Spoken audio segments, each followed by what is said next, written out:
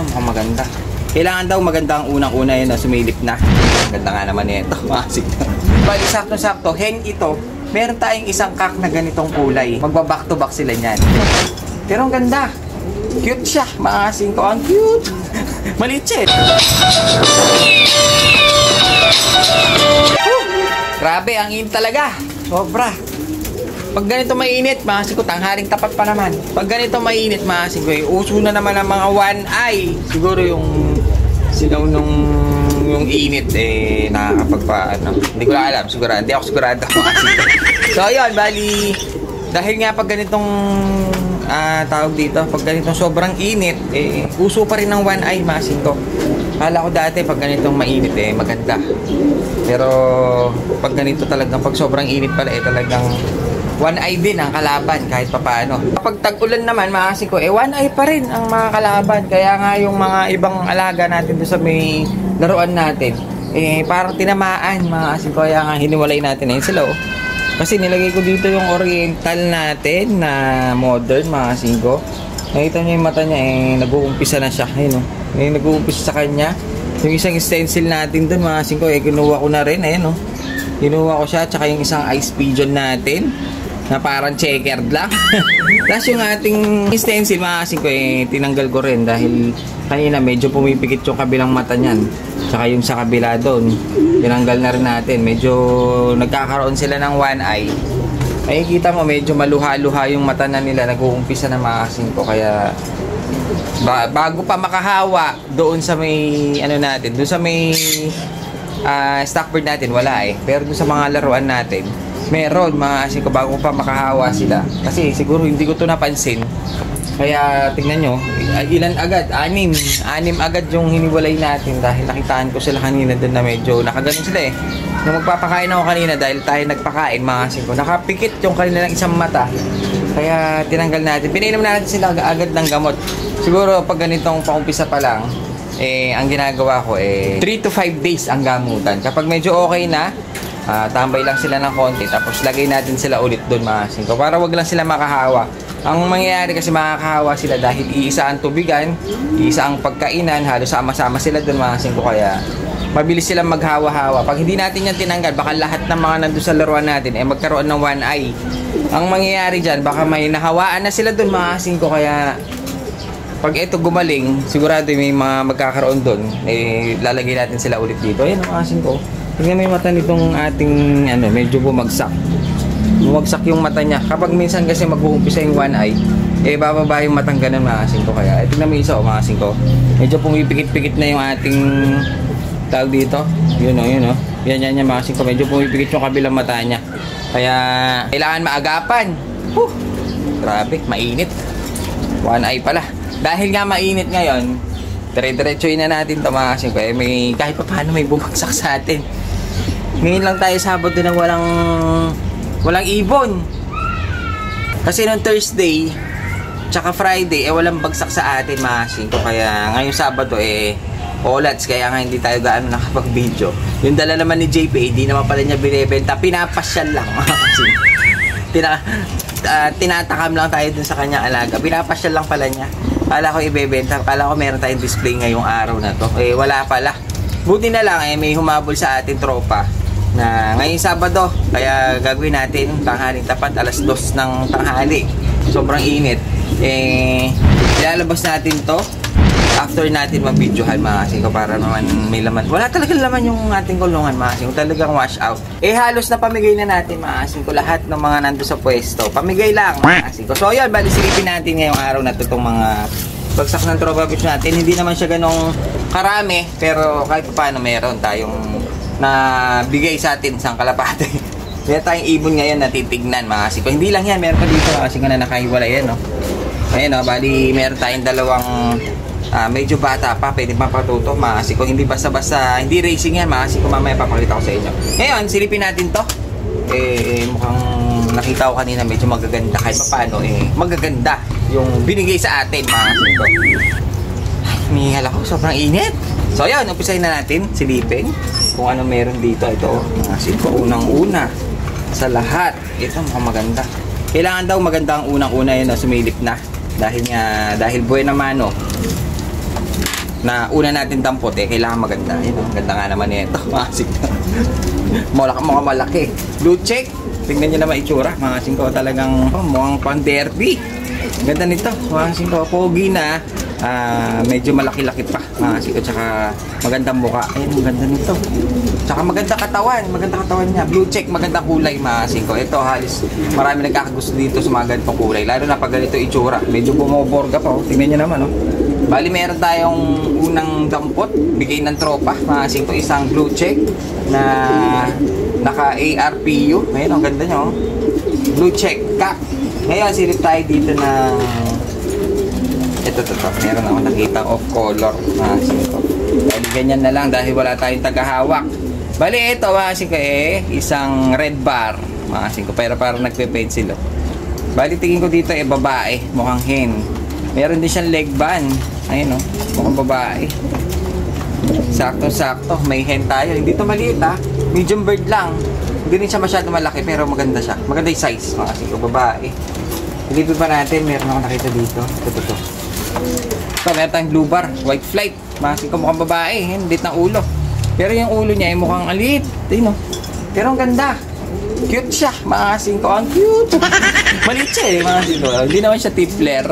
Mukha lang siyang mukhang native. Pero hindi sa personal, hindi siya mukhang native. Maganda siya. Maliit lang ang size. Mukha pang mukhang mga mawi. Mga kasing ko. Dahil halos mga ganito lakalalaki. Mawi, maliit. Siri pa tayo. May mga nakita akong off color dito. Ito. Meron tayong isang off color dito. Isang red check. Ito, red check mga kasing ko. Pero tingin ko, mukhang lalaki to. May tsura lang mukhang kaki ito. Pero maganda siya. Meron din siyang leg band mga kasing ko. Pero yung kanyang pagka-red check maganda. Ayun medyo matingkad. Hindi siya masyadong mapusyaw. Pero maganda yung ibon mga kasing ko. Malilinis yung mga dala ng tropa pips natin Hindi ko lang alam kung ano mga bloodline nito. Dahil nga pagbigay sa atin hindi ko na tinatanong. Talagang tinatanggap ko na lang mga kasing ko. So meron tayo isang red check na lalaki. Halos may mga leg band naman sila na may nakita akong black check. Para may black check dito. Kasi kayo babae rin. Halos babae. Tingnan nyo naman black check na may white flag siya. Kasi kung meron din siyang leg band.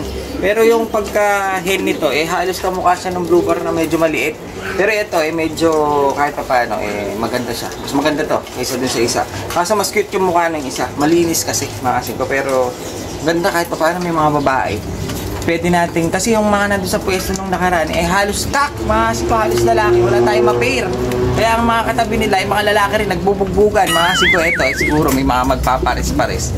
Kaya maganda talaga pag balance, may kak, may hen, may kak, mga siko, para maganda kasi tinitignan sa pwesto kapag naglalabing-labing sila, sweet sila, mga siko, kaysa yung nag-aaway, nagkakabugbugan, natadamage yung mukha. Ayun, at least ito babae, maganda siya. Ngayon, silipin ako. Meron ako nakita dito mga kasing ko na isang puti. Asa na ba? Ito, may puti tayo dito na napakaganda. Na parang mga Louis Chu. Tingnan muna natin yung iba. Dahil marami pa Ito. Silipin natin yung ito. Ito mga kasing ko, meron ako nakita dito isa na babae din mga kasing ko. Ito naman opal bar mga kasing ko. Hindi ko lang alam kung pasok talaga siya sa opal dahil yung buntot na mga kasing ko medyo kakaiba din So yan, bali sakto-sakto hen ito.